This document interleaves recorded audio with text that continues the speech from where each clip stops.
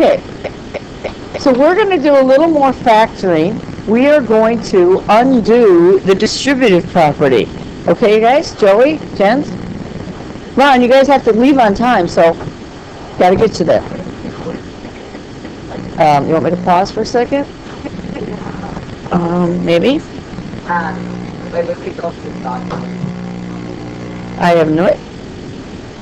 So we're going to add a little bit to our factoring. And do you remember distributive property? It's distributive property of multiplication over addition. So I'm going to distribute A times B. And some of you like to forget about C, but C gets multiplied by A as well. And what we're going to do, Joey and Jen, is we're going to reverse the process.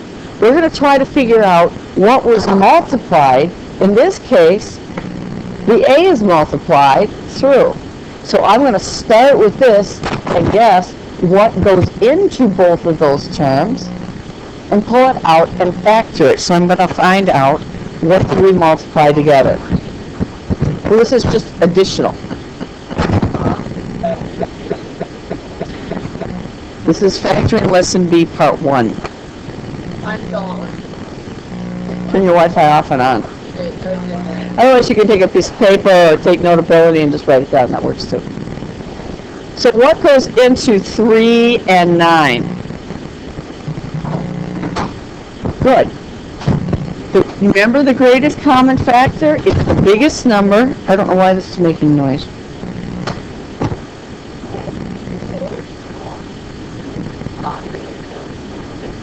Joey? It was J. Okay. You guys, we need to get this done because some people have to leave, so I want to get it done by 1:45. Okay. What divides into... You guys? What divides into both 3 and 9? 3. So I'm going to factor it out. So 3 times what would give me 3x? 3 times x. Check it. Multiply it out. Does that work? Yes. 3 times x gives you 3x. Plus, and then you just divide. To factor, you divide. 3 goes into 9 how many times? 3. And there's your factored form. Well, this is the greatest common factor. We're going to combine this also with what we did yesterday. So those of you who have to leave early, make sure you turn in your work from yesterday. Okay, Jens, what goes into x squared and 3x? What will divide evenly? X. 1 doesn't change it. It's not wrong. It just doesn't change it. And x times what gives you x squared? Okay. X. X times x gives you x to the second part. Plus x times what? J. 3. And don't do the paper airplanes. X times x plus 3. Sorry, I put that in the wrong spot. You know. Okay. That's what we're doing. Now my goal is not to have an x squared, have this exponent be 1. It doesn't always work though. Not everything can be factored, as we will see. Okay, how about this one? 5. Good. What divides both into 5x squared and a minus 15? 5. What am I left with? Okay, now don't forget to put the 5 on the outside because it's still really there. 5 times what gives you 5x squared? 1x squared. Because somebody said 1 and it's not wrong. And then it's minus what? 5 goes into negative 15 how many times? 3. Now, if I was willing to work with numbers that you can't square root, like 3, then I could do this problem. But I'm done. I can't do this anymore.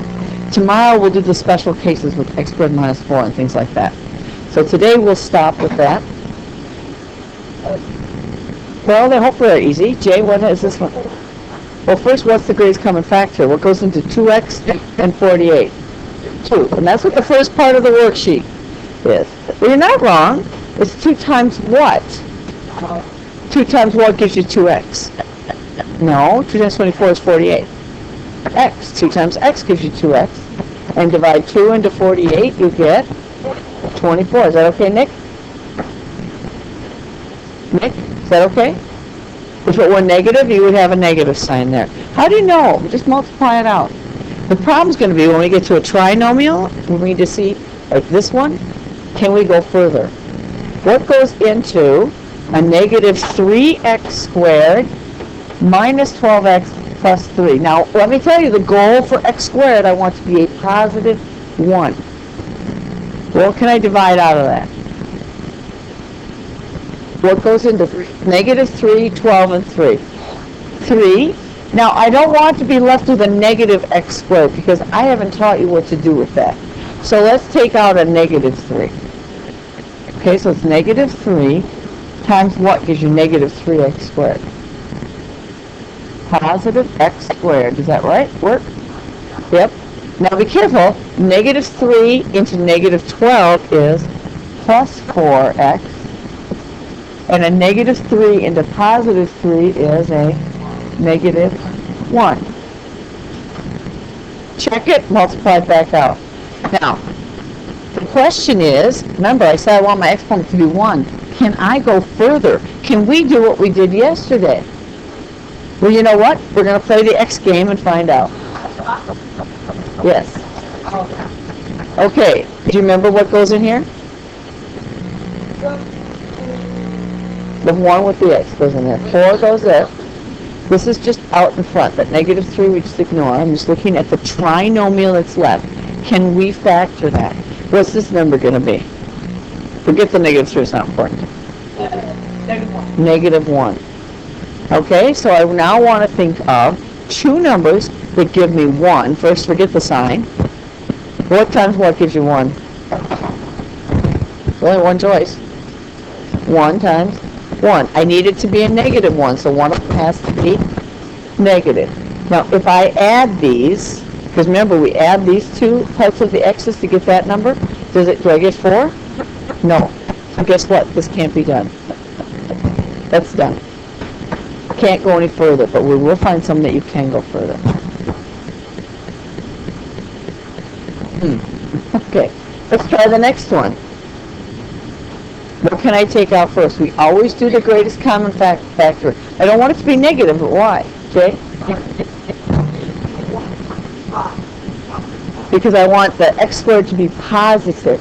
Okay, Jesse? So I'm going to take out a 5, and I'm left with, well, what am I left with, shall we? 5 times what? X squared. Now divide. Divide by a 5, positive 5. What's that? That's a negative 10 divided by 5. Matt? That's negative 2x, and 5 into 25, I'm just dividing, goes how many times? Okay, how many times is 5 going to 25? 5. Are we done? No, we might be. We don't know yet. We have to do the X game. Okay, now check. What goes here? The number with the X goes here, and then what goes here? 5. Okay, Jen, what two numbers do I multiply to get 5? Because there's one answer. Yep. 1 and 5. They have to add to give you a negative, so it's going to be a negative 1 and negative 5. But do they add to negative 2? No. So we're done. Then we'll continue, yes. And we'll do that. I'm sure we'll find one that does that. Yes? Okay? So the problem is, and that's the problem, because I don't know if I can go further. You just keep trying until you find out. Let's try this one. What goes into this one? What goes into 4, 12, and 8? 4. Okay, India. 4 times what gives me x squared? 4x squared. What's this going to be? 4. Just divide 4 into this one, and this one. That's all we're doing is dividing. So 4 goes in how many times? X squared. How about the next one? 4 into 12 is plus 3x. And 4 into 8 is 2. Are we done? No. You always have to do the x game and find out if it works. So I believe this one works. So make the x. What goes here? Taylor, do you remember?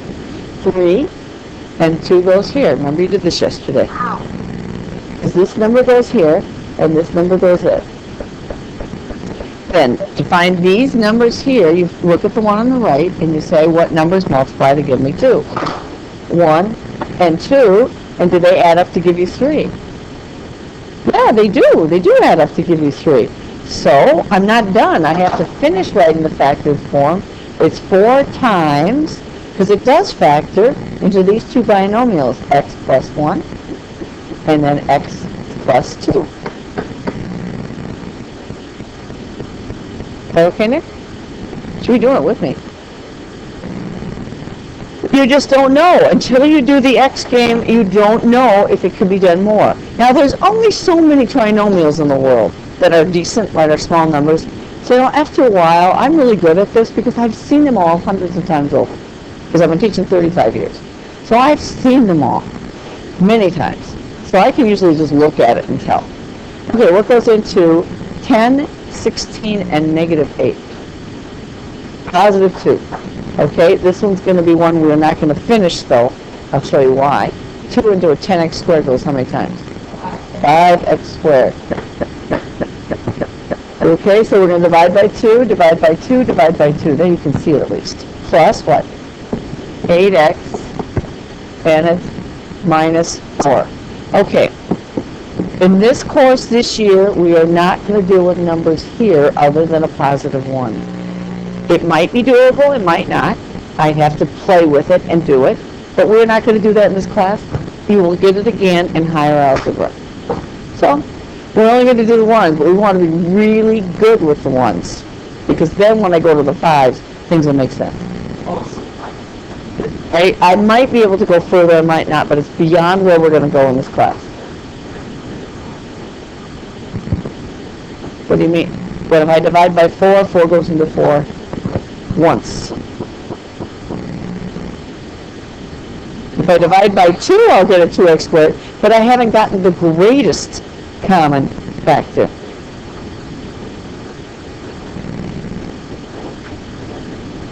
No, 2 divides into 10 how many times? 5. You're just dividing.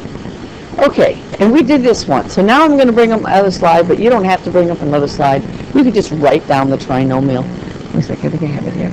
Oh, no. We're just going to do a couple more examples, and that's it. Oh, it's not a big deal. It's 2 problems. And this is B. I hope that's right. Oh, that's not what I want. Oops.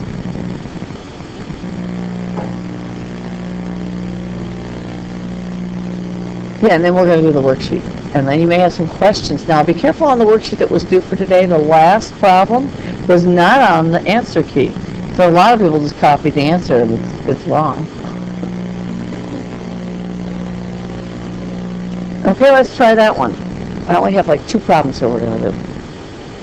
Now, this one doesn't have a greatest common factor, so it's easier. We just play the x game. Okay, what goes over here? Gabby, do you know what goes in this spot? Sorry. What goes in here? This number goes here, and this goes here. So this is negative 4. And Jay, what goes here? Negative 32. This game does not work if that's not a 1. Remember, it's on the other slide. Just add a page and just, it's just 2 problems. It's not worth bringing up another one. Okay, so the hard part here is figure out what these 2 numbers are. So first I figure out what numbers multiply to give you 32. 1 times 32. Let's go in order. 2 times what? Does anybody know? 16. 3 does not go in. If I add 3 and 2, I get 5. 3 does not divide into 5. If I add these numbers and 3 goes into it, 3 goes in. And 4 times 8. Now, this is going to be a minus, which tells me I'm going to subtract these 2 numbers. I'm not going to worry about the sign yet. I'm just going to subtract them. Which one will give me 4? If I subtract it, this gives 31. The second one gives me 16 minus 2 is 14, 4 and 8. Now I'll worry about the signs. I'm going to put the 4 here and the 8. It doesn't matter, but it matters what the signs are. When I add these, I want to get a negative 4. I'm really subtracting. So this is a negative 8. That's number sense is what it is. So if I factor it, I'm left with x and x. Sorry. And that's plus 4 minus 8. So that's just a review of yesterday.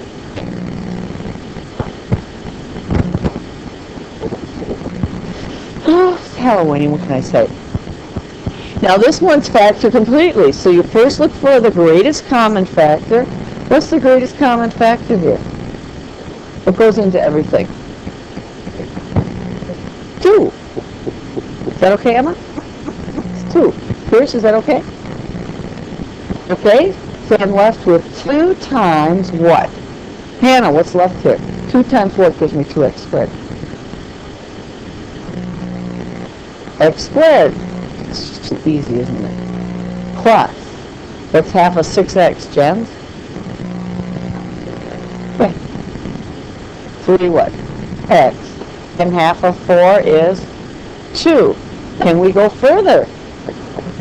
Can we do that one? Well, let's make an X and find out. I really like that. This is the first year I've done this with the X's, and I've always done the concept, but the X's make it much more visible and easier to see. What number goes here? Kate, you know? And what? The 3, and what goes here then? The 2. Okay, Jesse? What 2 numbers multiply to give you 2? 1 and 2. Does it add up to 3? Yeah, that was an easy one. So the answer is not correct without this 2 out in front. It's x plus 1 times x plus 2. So the hard part is knowing that if you have a greatest common factor, you got to take that out. We don't know what to do with trinomials that have a 2 in front. So you just assume it's going to be a greatest common factor for the moment. You can only do the ones with the ones. Okay? That's it. And I'll give you the worksheet. I don't know if there's any questions on